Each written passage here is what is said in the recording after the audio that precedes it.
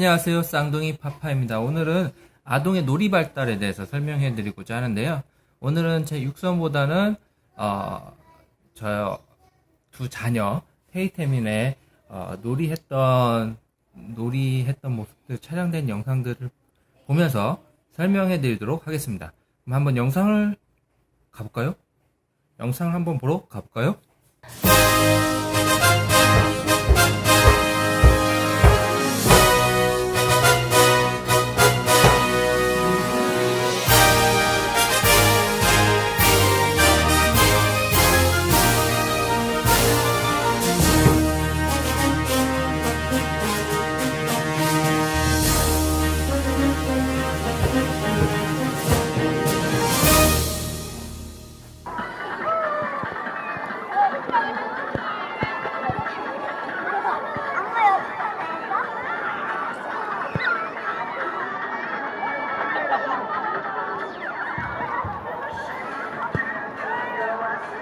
태민아?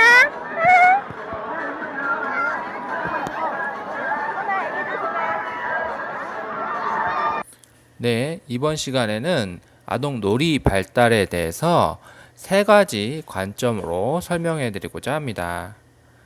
그것은 신체 발달적 관점과 정신분석적 관점, 그리고 사회성과 놀이 발달적 관점입니다. 이 세 가지 관점은 아동이 성장한다는 같은 맥락을 가지고 있고요. 그렇기 때문에 중복되는 내용도 존재합니다. 이해해 주시고요. 아동은 나이에 따라서 성장하게 되고, 그리고 그 나이에 맞는 놀이 특성이 나오게 됩니다. 예를 들어서 걷기 시작하면 걷기 전 놀이하고 차이가 있는 것을 알 수가 있죠. 아동의 놀이 발달을 이해하기 위해서는 몇 가지 학문적 이론 바탕이 필요합니다. 발달 심리학, 심리학적 관점, 신체 발달에 관련된 이론들이 필요하고요. 이러한 이론들을 장황하게 설명한다기보다는 제가 학습한 내용을 바탕으로 제 방식대로 정리하는 방식으로 설명해 드리고자 합니다. 그렇기 때문에 다소 이론과 차이가 있을 수 있습니다. 양해해 주시고요. 제가 보는 관점에서의 놀이 발달을 설명해 드리고자 합니다. 일단 첫 번째 관점은 신체 발달, 두뇌 발달에서 보는 놀이 발달입니다. 인간은 자신의 몸을 통제하지 못하는 상태에서 태어나다가 만 1세쯤 돼서 첫돌이 돼서 이제 걷기 시작하게 됩니다. 이때까지 아이의 놀이 형태는 신체를 발달시키기 위한 놀이입니다. 그래서 두드리고 만지고 넣고 쏟고 하는 놀이들이 반복이 되고요. 끊임없이 움직이는 게 특징입니다. 그 후 3세까지는 자신의 감정을 발달시키게 되는데요. 이러한 감정들은 타인과의 소통하는 준비 단계에 있습니다. 이때 모든 아동들이 가지고 있는 사고체계에서 세상에 있는 사고체계를 흡수하게 되는데요. 그러면서 이제 상징이라는 것을 받아들이기 시작합니다. 장난감 하면 이런 형태가 장난감, 강아지 하면 이런 형태가 강아지라는 것이 받아들이면서 아이만의 상상세계가 놀이로 표현되는 시기입니다. 아직은 또래와 소통이 부족하고 자신과 외부 세계를 받아들이는 형식으로 놀이가 표현되는 것이 특징입니다. 만 3세에서 만 6세까지는 아동의 정서가 왕성하게 발달하는 시기입니다.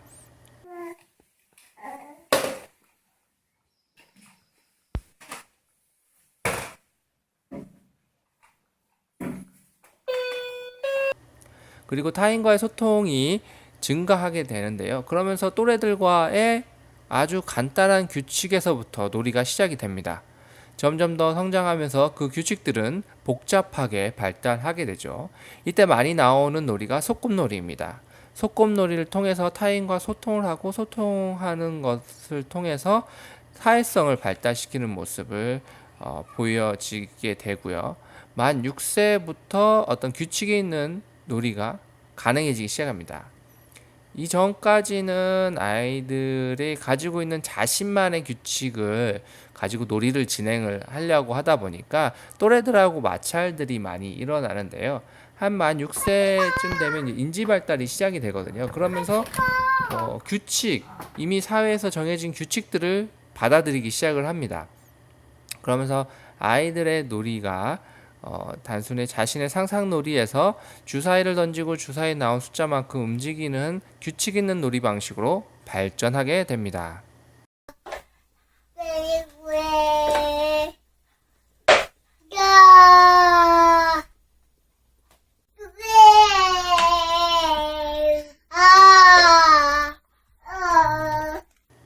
이제 그 다음 두 번째 관점은 정신분석학적 관점인데요.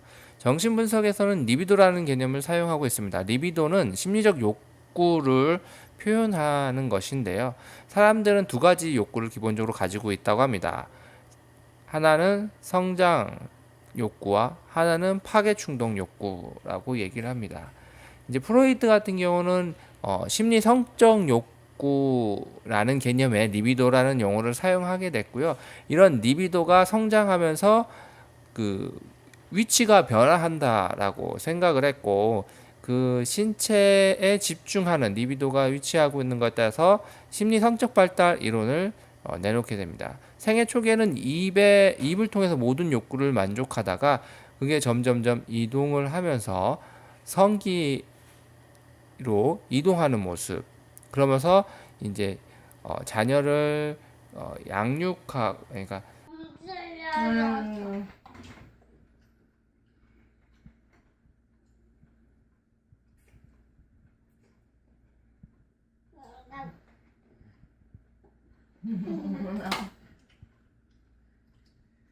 이제 후세를 남길 수 있는 형식으로 바뀐다라고 이야기를 합니다. 생애 초기에는 모든 욕구가 입에 집중되어 있습니다. 그래서 입을 통해서 모든 것을 소통하려고 하는 모습을 가지고 있고요. 모든 것이 다 입으로 들어갑니다. 장난감도 입에 들어가고, 엄마도 입에 들어가고, 엄마가 참 목걸이도 입에 들어가고.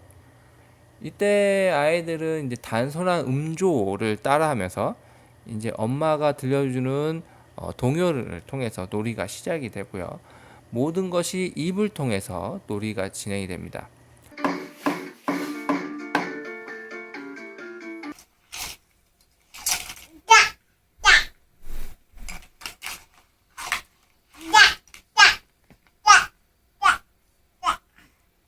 좀 더 성장하면 입을 대신하는 것이 나타나는데 그게 바로 손이죠.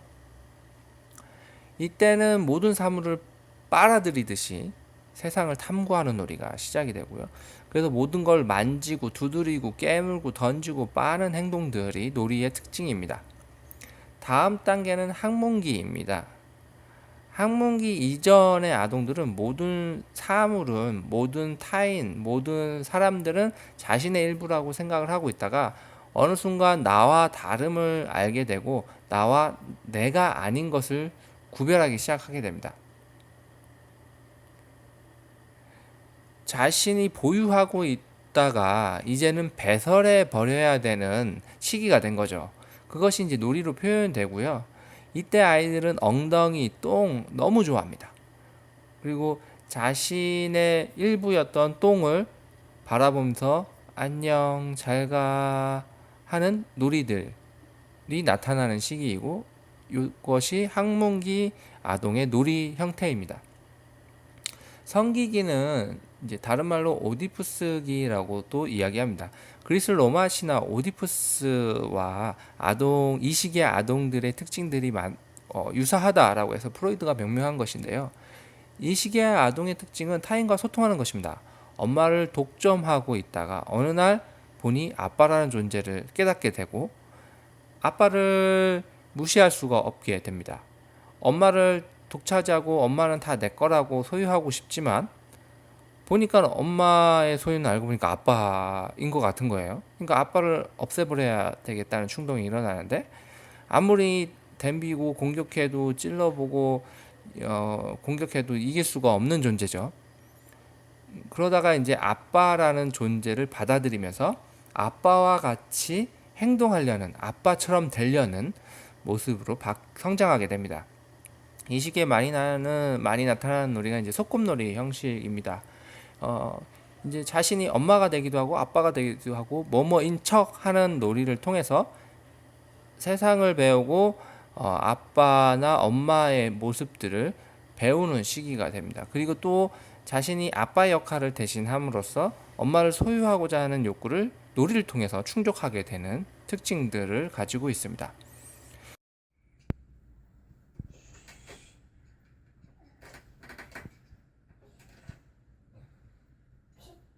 엄마 머리 잘 빗겨주네.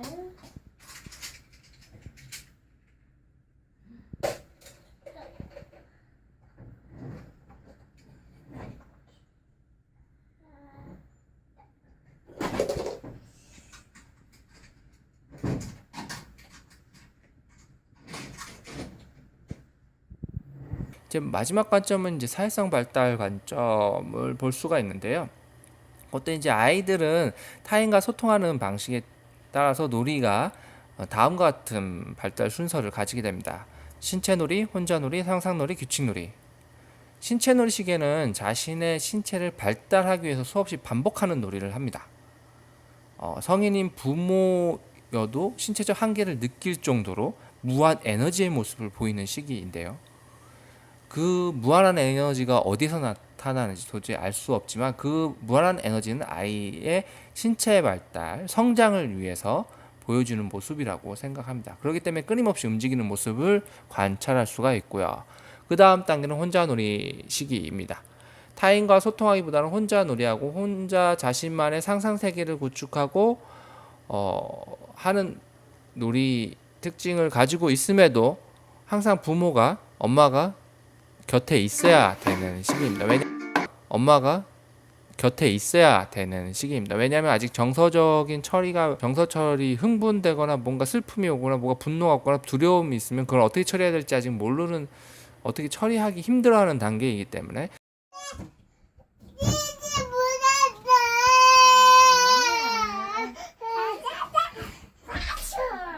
부모를 통해서 그걸 대신 처리하려고 하고, 그렇기 때문에 부모가 항상 옆에 있어야 되지만 놀이에는 부모의 참여를 허락하지 않죠. 자신이 혼자서 놀이하고 혼자 좋아하고 혼자 깔깔대고 혼자 슬퍼하고 그럽니다.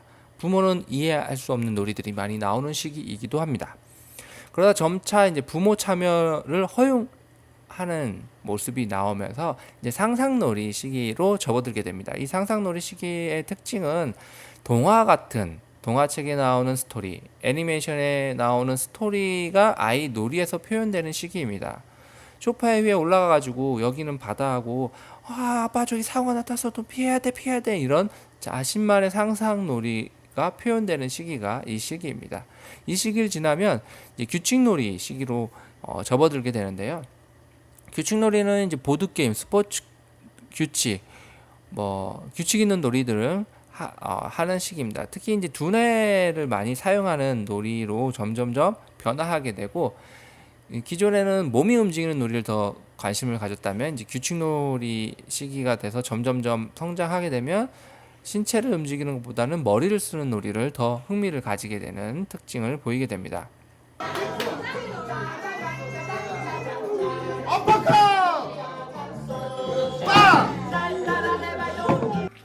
태희야, 태민아, 아이고 귀엽네. 태민이도 아이고 귀엽네.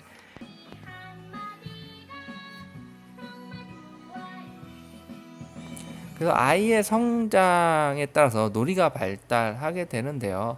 1세 때는 신체 놀이에 집중하고 많은 활동량을 요구하는 놀이, 신체를 움직이고 신체를 숙달하고 반복하는 특징들이 있습니다. 2세 때에는 혼자 놀이하는 특징을 가지고 있어서 자신만의 세계를 확립하고 나라는 개념을 획득하는 시기입니다. 3세부터는 또래들과 소통이 시작이 되고 타인과 함께 놀이가 진행이 됩니다.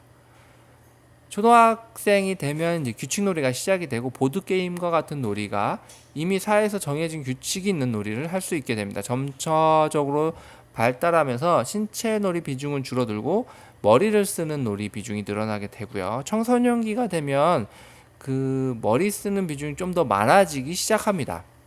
그래도 이제 아직 신체 놀이는 많이 하는 단계입니다. 그래서 이제 아이들의 놀이 발달은 지금 설명해드린 것 같은 순으로 발달하게 되고요. 현재 나의 자녀가 지금 이런 놀이들이 나오고 있구나라는 것을 부모가 이해해주고 그거에 맞는 행동을 해주실 필요가 있습니다.